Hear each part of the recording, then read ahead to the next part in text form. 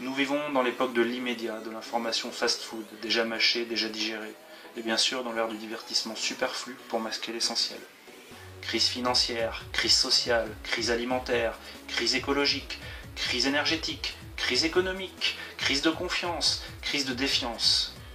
Tout ceci noyé dans un flot continu de distractions et d'informations, toutes plus stériles les unes que les autres, pour mieux noyer le poisson. Vous pouvez le voir par vous-même, entre le boulot ou les cours, les enfants à s'occuper, les courses à Auchan, la belle-mère, la voiture, les factures, les jeux, la télé, Secret Story, les boîtes de nuit, le sommeil, bref, toute cette centrifugeuse de la vie quotidienne qui empêche à l'immense majorité de la population de remarquer l'autre centrifugeuse, celle qui les dépasse, qui dépasse tout le monde. Celle du système mondial actuel, qui fonce à 250 km/h dans un mur, pendant que tout le monde fait coucou à la fenêtre avec le dernier iPhone à la main.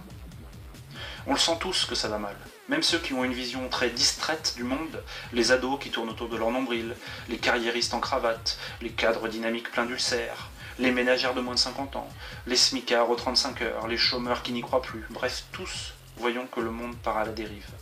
Mais a-t-on vraiment le temps, l'envie de s'y pencher? Ou a-t-on peur de tomber? Je m'y suis penché et ce que j'ai vu m'a terrifié. Une planète qui surchauffe comme une voiture à fond de 5, pédale d'accélérateur à fond, un système gouverné par des élites occupées à leur plan de carrière et après eux le déluge, qui n'ont pas le temps de remettre en cause leurs convictions ni celles de leur parti, et qui doivent se soumettre au système si elles veulent en faire partie.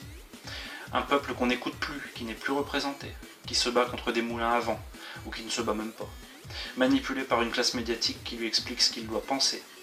Une finance prédatrice qui se goinfre sur le dos de millions de chômeurs, une dette mondiale qu'on ne pourra jamais rembourser et que nous, le peuple, n'avons jamais demandé. Des lois du marché injustes et dominantes qui mènent au désastre et qui considèrent les humains comme quantité négligeable. Des règles du jeu truquées, des conflits illégitimes à l'étranger sous des prétextes mensongers pour toujours mieux les piller, des conflits communautaires larvés qu'on entretient à coups de médias pour mieux diviser le petit peuple et qu'il n'y ait pas d'union sacrée. Un avenir qu'on laisse menacer, assombri, pendant qu'on regarde les anges de la télé-réalité. Un piège très bien ficelé, basé sur l'ignorance et la soumission passive des gens, qu'on va chercher à toujours occuper, sans lui laisser le temps pour penser, sans lui donner envie de penser, en le formatant du berceau à la tombe pour qu'il reste désactivé. Sagement cantonné à son rôle premier de consommer, payer ses impôts, voter et fermer sa gueule. Déjà dans l'Empire romain, le poète Juvénal disait que pour gouverner, il fallait donner au peuple du pain et des jeux. Ainsi, le peuple pouvait se nourrir et se divertir. On assistait alors à une paix sociale, mettant ainsi le peuple hors du jeu politique et évitant les conflits, les révoltes et les soulèvements.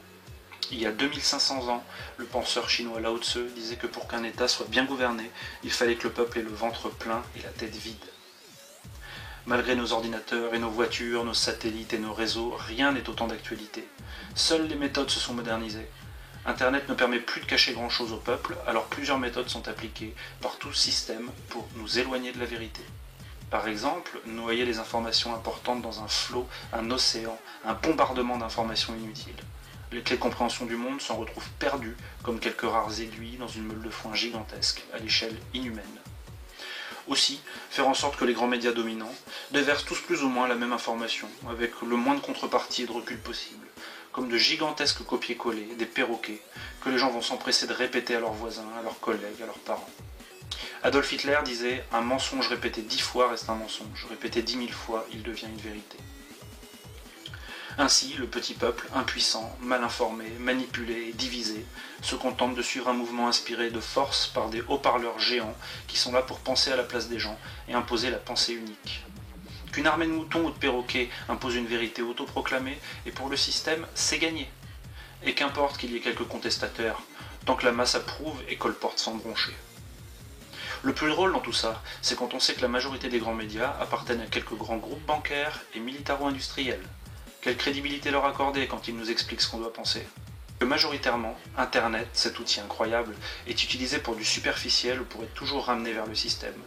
Les chats qui déroulent du PQ, Facebook et Twitter qui, malgré leur qualité, sont utilisés majoritairement pour dire des conneries et ouvrent une faille de sécurité non négligeable sur près d'1 milliard de personnes. Flicage massif et généralisé. Internet en général, qui est noyé dans un tas de conneries crasses et nombrilistes. Le web, outil avec une puissance pourtant énorme, il faut 120 ans pour lire tout Wikipédia, ça a été calculé, est noyé, inondé par le système, puisque c'est une représentation virtuelle de l'humanité bien réelle, Internet est aussi envahi de bêtises en tout genre, comme un étouffement quasi voulu et qui rapporte gros. Mais comme dans le monde réel, subsistent quelques sites, quelques grains de sable par-ci par-là, qui, il est vrai, ont beaucoup moins de visiteurs que le blog officiel des nichons de Nabila. George Orwell disait « En ces temps d'imposture universelle, dire la vérité est un acte révolutionnaire. » Cette vérité que tout le monde sait, mais qui nous enchaîne tous, petits et grands, noirs et blancs, riches et pauvres. Restez avec moi sur Méta-Réaction. Suivez mes vidéos à venir, et on verra ensemble, preuve à l'appui, pourquoi je pense que voter ne sert strictement à rien aujourd'hui. Pourquoi est-ce que je n'ai aucune confiance dans tous les partis politiques en place. Pourquoi est-ce que je suis persuadé qu'une oligarchie a remplacé la démocratie. Celui qui se bat n'est pas sûr de gagner, mais celui qui ne se bat pas a déjà perdu. Merci et à bientôt sur Méta-Réaction.